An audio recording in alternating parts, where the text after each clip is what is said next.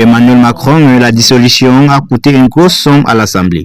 Le 9 juin dernier, Emmanuel Macron a dissous l'Assemblée nationale après les résultats des élections européennes. Une décision qui a coûté une grosse somme d'argent à l'Assemblée qui demande désormais à l'État de payer. La politique française est chamboulée depuis plusieurs mois maintenant. Après près de 2 mois d'attente, Michel Barnier a été nommé Premier ministre et le nouveau gouvernement semble être sur le point de se former. Cependant, la dissolution a également entraîné des conséquences sur le plan économique, comme le rapporte RMC.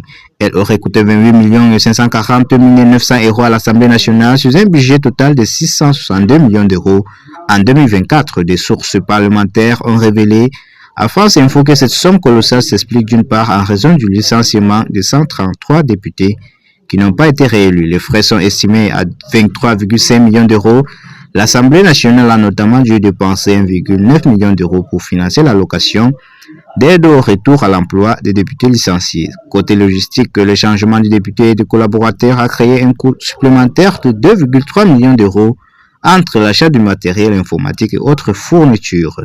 Ce mardi 17 septembre, la première questeur Christine Pires-Pon a donc demandé à l'État de payer les 28 millions d'euros.